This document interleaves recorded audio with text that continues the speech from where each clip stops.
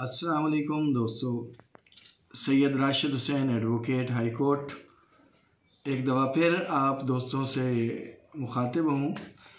दोस्तों, मैं आज बहुत खुश हूँ और इस खुशी की वजह ये है कि आज फिर एक बेगुनाह को इंसाफ दिलाया है। हाई कोर्ट से उसकी ज़मानत मंजूर हुई है। टोटली बेगुनाह आदमी था, लेकिन पिछले 5 माह से जेल में था। तो आज अल्हम्दुलिल्लाह हाई कोर्ट से उसकी बेल हो गई है। तो जब किसी बेगुनाह को इंसाफ मिलता है या बेगुनाह के लिए हम लड़ाई करते हैं या कोशिश करते हैं, और जब अल्लाह पाक उसमें सुरखरू फरमाता है, तो यकीन करें एक ऐसा सुकून महसूस होता है, इतनी खुशी होती है कि जो बयान से बाहर है। दोस्तों, इसका केस की थोड़ी सी मैं आपको डिटेल भी बता दूं।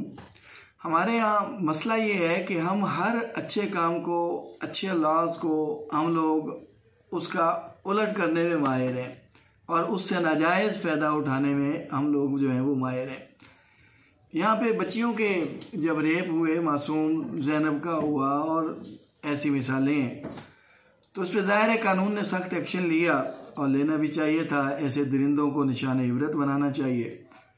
चाइल्ड अब्यूज़ के हवाले से बहुत ज़्यादा आवाज़ें उठनी भी चाहिए थी, लेकिन इसका साथ ही कुछ लोगों ने नाजायज़ फ़ायदा उठाया और अपनी दुश्मनियाँ जो हैं वो निभाने के लिए, अपनी दुश्मनियों का बदला लेने के लिए झूठे केसेस बनाए जा रहे हैं, झूठे केसेस बनाए जाते हैं और उसमें जो है वो चाइल्ड अब्यूज़ को इस्तेमाल करके अपनी दुश्मनी जो है वो निकाली जाती है। सेम ये इसी तरह का एक केस था, 100% झूठा केस था, लेकिन इसमें भी एक माइनर को आगे करके कत्ल की दुश्मनियाँ थी, लेकिन उसमें एक बच्ची को आगे करके कि जी बच्ची के साथ इसने रेप की कोशिश की है, ये है वो है करके जो है वो FIR कटवा दी और उसका फ़ायदा भी लिया उन्होंने। नीचे डिस्ट्रिक्ट कोर्ट से, सेशन कोर्ट से ये ज़मानत जो है वो खारिज हुई और जज साहब इसे उसी तरफ, वो चाइल्ड अब्यूज़ की तरफ ही ले गए।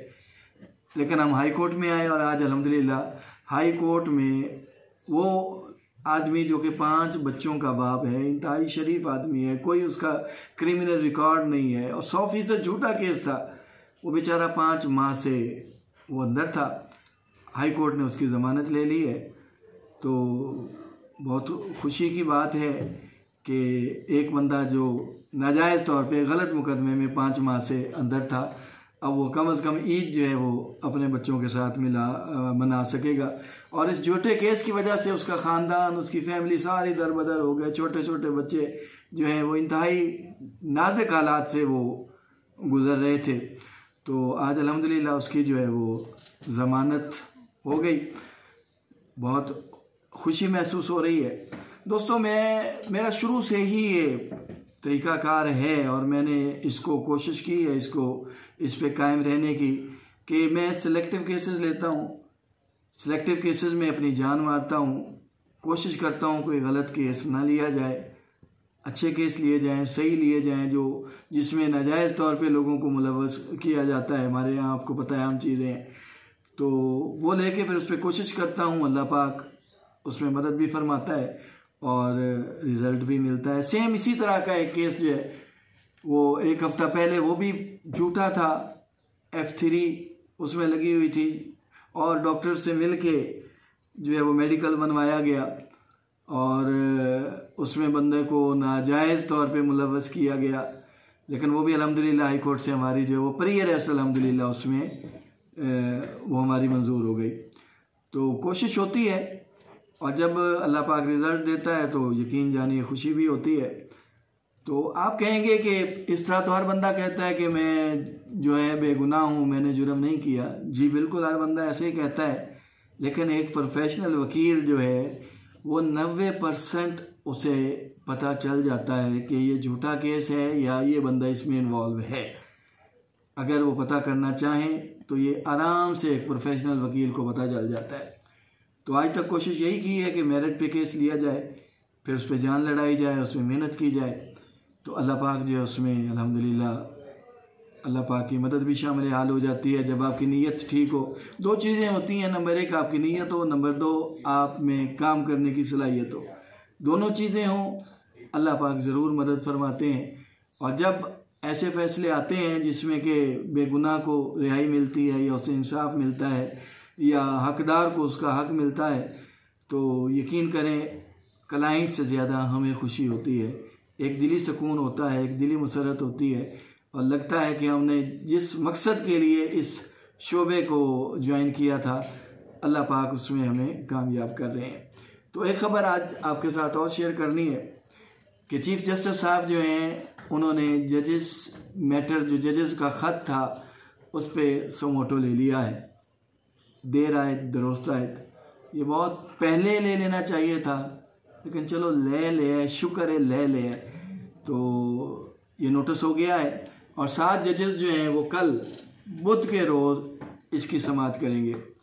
वैसे होना तो ये चाहिए था कि ये फुल कोर्ट होता, सारे जजेस मिलकर सुनते, क्योंकि ये पाकिस्तान की तारीख का मैं समझता हूँ अहम तरीन जो है ये केस है। ये कोई आम केस नहीं है कि एक अदालत जिसके टोटल 8 जजेस हैं, 6 जजेस अगर किसी बात पे एतराज़ कर रहे हैं, किसी बात पे उंगली उठा रहे हैं तो it is not a common matter, ये आम मसला नहीं है। तो इसको फुल कोर्ट को सुनना चाहिए था और इंसाफ जो है वो होता नज़र आना चाहिए इसमें। तो खैर अब 7 जजेस ने भी सुना है, सुनने जा रहे हैं, तो इसमें कोशिश ये होनी चाहिए कि इसमें कानून के, इंसाफ के सारे तकाज़े जो है वो मुकम्मल हों। इसकी लाइव इसको टेलीकास्ट किया जाए, लाइव इसको नशर किया जाए, सारी दुनिया देखे, पाकिस्तान के अवाम देखें और इसमें किसी किस्म की कोई भी जो है वो इसमें कमी रहनी नहीं चाहिए। किसी किस्म का कोई इसमें मामला जो है इसे किसी भी हवाले से इसे नज़रअंदाज नहीं करना चाहिए और हर चीज़ सामने रख के जो है इसे, इसका जो है वो रिज़ल्ट जो है, इसका नतीजा जो है वो सामने आना चाहिए। यहाँ एक चीज़ और भी मद्देनज़र रखनी चाहिए कि ये जो जजेस ने ख़त लिखा है, 6 जजेस ने, ये जुडिशल काउंसिल को तो 6 जजेस ने लिखा है, लेकिन 2 दफ़ा यही जजेस, बल्कि इनमें 7वें जजेस जो औरंगज़ेब साहब हैं, जस्टिस औरंगज़ेब आलमगीर जो हैं, वो जो कि इस ख़त में तो वो नहीं है, लेकिन पहले 2 ख़त जो हैं वो बाकायदा चीफ जस्टिस हाई कोर्ट को लिखे गए और उसमें 5 जजेस ने लिखे, 2 जजेस ने उसकी बाकायदा तौसीक की। तो 8 जजेस में से 7 जजेस, 8वें तो चीफ जस्टिस बनते हैं, तो 7 जजेस पहले ये लिख चुके थे, 2 दफ़ा लिखा, लेकिन इस्लामाबाद हाई कोर्ट के चीफ जस्टिस जो हैं उन्होंने इस पर कोई एक्शन नहीं लिया, इसे कोई खातिर में नहीं लाए कि आप चीफ जस्टिस हैं और आपके सारे जो जजेस हैं, सारे मतहत जजेस जो हैं वो एक मामले की तरफ उंगली उठा रहे हैं, एक मामले में आपको ख़त लिख रहे हैं, लेकिन आप उन्हें झूठी तसल्लियाँ दे रहे हैं और आप उस पर कोई जो है वो आप अमल नहीं कर रहे। तो ये एक बहुत बड़ा सवालिया निशान है जिस पे यकीनन कौम जो है वो सोचती रहेगी। आप भी सोचिएगा इस पे कि इस पे क्यों जो है वो चीफ जस्टिस इस्लामाबाद ने एक्शन नहीं लिया। तो अब तीसरी दफ़ा जो है उन्होंने ये ख़त जुडिशल काउंसिल को लिखा और पहले 3-4 दिन जो हैं वो गुजारने के बाद और वो एक बनाने के बाद, एक इंक्वायरी कमीशन बनाने के बाद कि जिसकी सदारत जो है, जिसकी चेयरमैनशिप जो है वो एक रिटायर्ड जस्टिस को दी गई। ये और भी अच्छी बात है कि उस रिटायर्ड जस्टिस ने भी इस पे काम करने से और इसकी समाअत करने से इनकार कर दिया।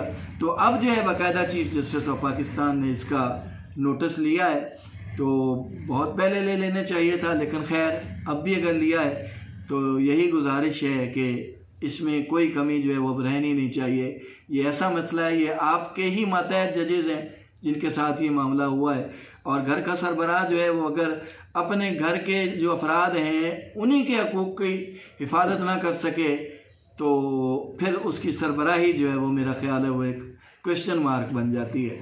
तो साथ में शुक्रिया भी अदा करता हूँ उन 300 वकला का जिन्होंने बाकायदा ख़त लिखा, जिन्होंने बाकायदा चीफ जस्टिस ऑफ पाकिस्तान से इस पर समोटो लेने की जो है वो एप्लीकेशन फ़ाइल की और उस पर जो है हमने भी गुजारिश की थी 2-3 दिन पहले अपने व्लॉग में चीफ जस्टिस साहब से गुजारिश की थी कि इस पर समोटो जो है वो लिया जाए। तो अल्हम्दुलिल्लाह समोटो हो गया है। अब दुआ करें कि इसमें इंसाफ जो है वो होता नज़र आए, इंसाफ हो और जजेस को, जो कि दुनिया को इंसाफ देते हैं, लोगों को इंसाफ देते हैं, वो ख़ुद इंसाफ के लिए जो है वो ख़त लिख रहे हैं। उन्हें इंसाफ मिलना चाहिए, ये उनका हक़ है। तो आखिर में गुजारिश, चैनल को सब्सक्राइब करें, बेल आइकन का बटन दबाएं, इसे अपने दोस्तों के साथ शेयर करें। आपका अपना चैनल है, ताकि आप लोगों के साथ रब्ता जो है वो बाहर रहे। अस्सलाम वालेकुम व रहमतुल्लाहि व बरकातुहू।